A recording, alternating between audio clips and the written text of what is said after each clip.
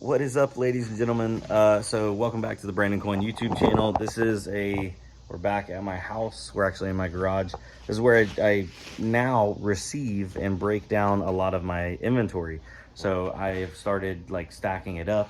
I eventually want to build out some shelves and stuff over there because I have outgrown my office. There's no way that I can get these boxes in, break them down, test the parts. There's just not enough room. I am in a lease, so I believe I'm in the lease until November, which it's July right now. July, September, October, November. So we're looking like another four or five months. Which that's fine. I can deal with it. In the meantime, I'll use this kind of stuff here. But I am now on the lookout for a bigger location. I did tell my landlord, and she gave me the option to move into some other ones that did open up. The only thing that's opened up so far was huge. It was a old church, and it was just way too big for me.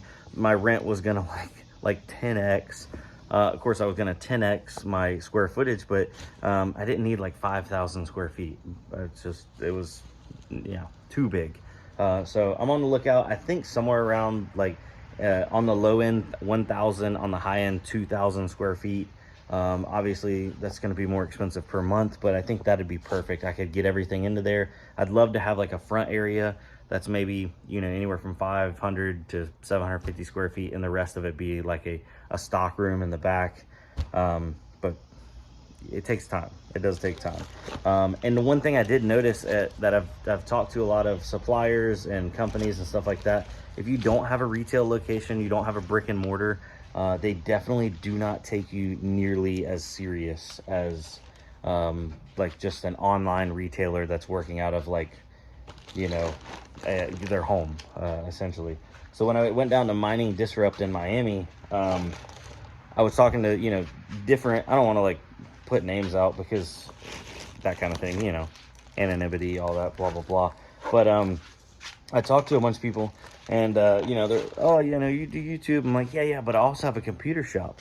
And they're like, is it from your house? I'm like, no, I have like a walk-in little computer shop. It's nothing crazy, it's nothing big, but it is at a strip mall, public location, and during the week, people can come and go. I'm only there on my hours 3 days a week for a limited amount of hours, but it is still there. And they're like, okay, yeah.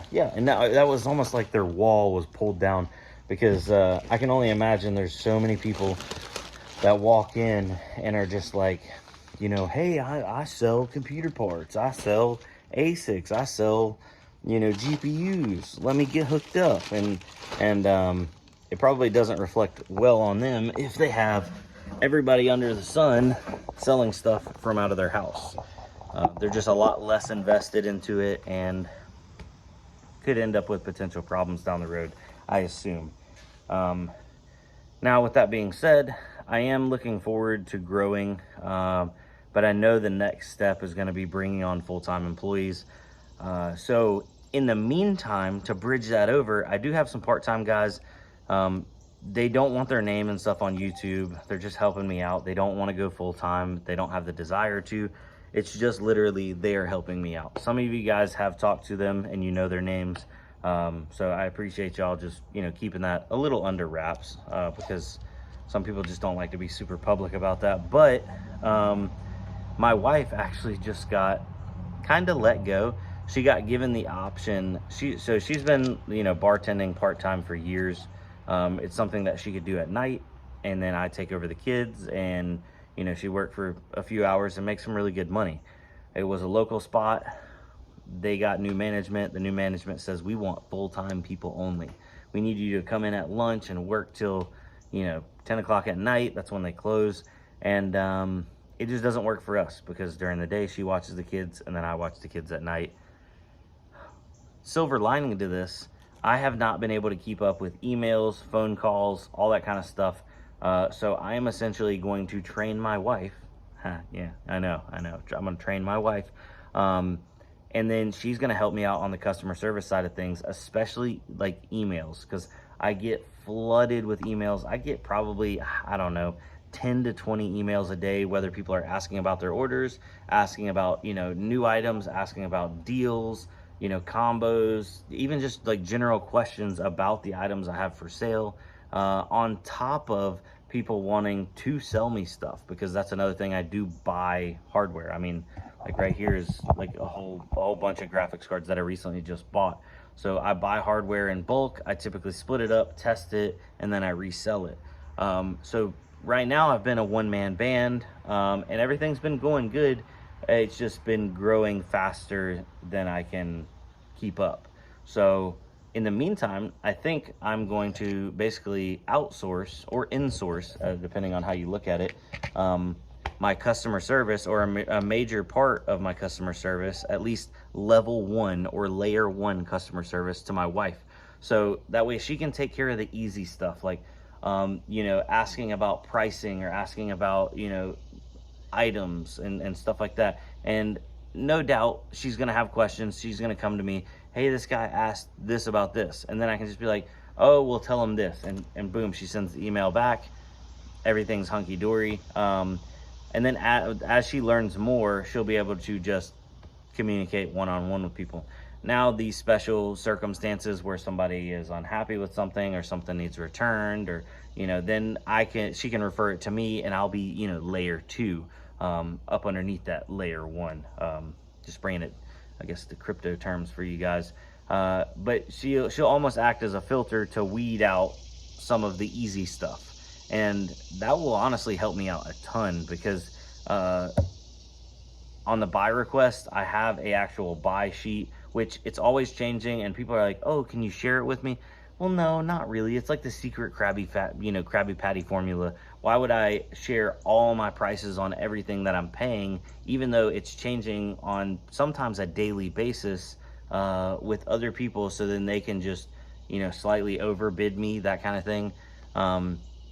I'd much rather just, if you have something for sale, contact me, and then I can get you pricing on it. And pricing is subject to change basically at any point. That's why that's another thing, is I started doing like buyout contracts or buyout agreements. So when somebody messages me and they're like, hey, I got these cards for sale, then I give them, you know, boom, I can pay this for it, and then I send them agreement. If they agree to it, then I send them over a shipping label, they ship it to me, and then once I get it and test the cards within 5 business days, that's when I get people paid out. And I have been doing PayPal business, but then sending it as 0 fees, and that's kind of worked out really well. But my wife will be able to just, you know, see these emails come in, hey, I got this cards, and then she can go over to the buyout sheet and just be, you know, add it all up, and then send those quotes back to the people. Then if they agree, then that's when I can step in, because to be honest, for probably every 10 people that message me about, hey, you know, can you buy my gear, about 1 of them gets back to me and agrees, which that's okay. I'm not the highest. I do not pay the most, because the service I provide is I buy in bulk. So if you have, you know, 30, 40, 50, 100 GPUs, you don't have to go through the hassle of breaking each one of them down, cleaning each one of them, testing each one of them, shipping them out. It is a lot of headache. You just come to me, I give you a single price, you box everything up, and you send it. Some people see the value in that, other people don't. That's okay. The service I provide is not a fit for everybody. And I tell a lot of people, like, hey, on certain items, I don't offer as much, especially if they're low demand. Right now, RX 470s, RX 570s, RX 480s, and 580s are in the toilet. PC server parts, has destroyed the Polaris market. And when I mean destroyed them, you can go over to PCSP right now and buy a RX 470 single GPU for like 12 bucks, or it might be 13. I don't know. It's so low that when people message me and they're like, hey, I got RX 470s for sale, I'm like, I could give you like $10 store credit. But and you know, people argue, oh, well, like the ones that are for sale, those are like mining cards and they don't have coolers on them and stuff. But the problem is, it's still a 470, and that drove the market down on everything across the board. I have people that want to sell their 470s and 570s for 50 and 60 bucks, and there's just, I wouldn't never be able to sell it for 40 or 50 or 60 bucks. My 480s and 580s, I was lucky to get $30 to $40 for them. That was before PCSP started selling off cards. And now they're also selling off those 470s inside of server cases. So you can get 12 of them with a server case and a power supply and a motherboard, and it's like 300 bucks shipped. So yeah, that's kind of destroyed that market. So that's why my pricing has gotten ridiculously low. And I never want people to take it like personally, but you know, some people do. They're like, oh my God, you know, you're such a ripoff, blah, blah, blah. And that's why I try to tell people, hey, my pricing on this is not going to be good. If you want to just sell it yourself or try to sell it yourself, like locally in your area, that kind of thing, it's probably going to be your best bet. But here's my offer. I feel like I always kind of try to lead up with that, especially on older hardware, because I end up just sitting on it. And you know, there's been times where people have talked me into, oh yeah, this is good, it's super, super rare. You know, one guy talked me into a 1650 EVGA sealed in the box. Super nice guy, repeat customer. He's traded in stuff before. But I'm gonna be honest, I got slightly swindled. I overpaid for it. Yes, it is sealed in the box, brand new, but nobody cares about a 1650. Like, not really. So that thing's been sitting on my website now for months. I've lowered the price on it multiple times. Before I know it, I'm gonna get down to the price that I gave him on store credit, which, I mean, it is what it is. That's another thing, is I don't want to sit on my hands and let inventory, for the most part, sit trying to make a profit. And some people are like, oh, you would sell stuff at a loss. Yes, I would sell stuff at a loss if it sits here for too long, because I don't want to get stagnant. I want to keep my inventory rotating and rolling.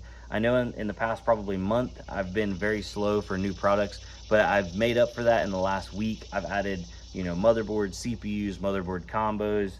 Now we have a bunch more GPUs coming in. We've also expanded into doing some small ASIC miners. So the KSO Ultra batch, that first batch of 10, I believe we're sold through on half of them already. And then I do need to meet with a meeting with a veteran miner, because we're also partnering up with them, and we're going to be offering the veteran miner like official cables, which they're made in the USA right here in North Carolina, about an hour and a half from me, and then their lifetime warranty. If you ever have a problem with them, you just call up the veteran miner and you're like, give me a new cable right now. Probably don't say it with that attitude, but no, he makes really good quality stuff, really thick boy cables, and you don't have no problem. I look forward to people getting their hands on these just off of the initial reviews that I've heard from other people. I don't have any of them yet, so I'm excited. And that's like for the KSO Ultras, I originally was just going to keep one for me. I think out of this batch, whatever doesn't sell through, I'll keep a couple of them. But he has the adapter cables that go from a server power supply to the KSO Ultra barrel jack. So that way I can like plop one 1200 watt power supply behind them, and then maybe build some kind of like stacked formation, and then plug each one of those KSO Ultras into that one server power supply, which those are like, what, 94% platinum. So like super, super efficient. At least that's the goal, super efficient. Man, we're at 13 minutes. I apologize for rambling. I figured this would just be a good video for me to sit down and go through a bunch of stuff, because there's been a lot happening on the store and life and that kind of thing. But yeah, so super excited, super pumped about that. And the veteran miner is hooking me up with cables for a really decent deal. So that way I'm actually able to offer certain cables. I'm not offering all those cables. That's another thing. If you want like specific colors and that kind of thing, I still recommend you to go to gpucables.com.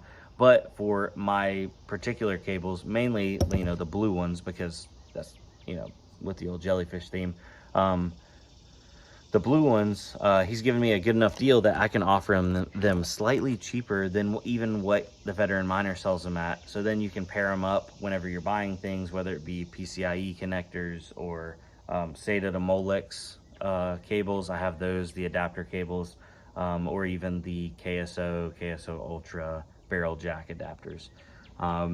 So I did get some little test stickers printed out. I underestimated how small these were going to be, or underestimated how small these were going to be.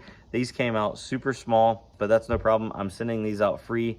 So if you're a jellyfish in the Discord, and if you're not a jellyfish in the Discord, you have to join it to be able to know how to become one. But if you're a jellyfish in the Discord, we have another, I think, 15 stickers left. I am sending these out for free to jellyfish. Probably I'll pair something else with them just because it's so small. Like, but we have bigger stickers coming, and those will end up probably being I don't know if that's the one thing, I don't know if I want to actually sell stickers. I might just start including a sticker with like every purchase, that kind of thing, or maybe every purchase over like a certain amount. Obviously people go on there and buy a 50-cent riser to be able to, you know, try to get a free sticker, and I know who you are. But regardless, I'm going to jump off here. This video has already been going for way too long. I wanted to thank everybody for coming out. If you have any questions, comments, concerns, or even recommendations, please comment down below. You guys have been an absolute wealth of knowledge. I've been able to build up I say semi-successful company by myself, bootstrapped, and my original investment on everything was about $10,000. And I've been able to actually draw an income, buy more product, sell more product. That was my big thing, is I didn't want to go into debt. And everybody told me starting a retail store, oh, you know, you need 50 grand, you need 100 grand, you need a floor loan, you need working capital.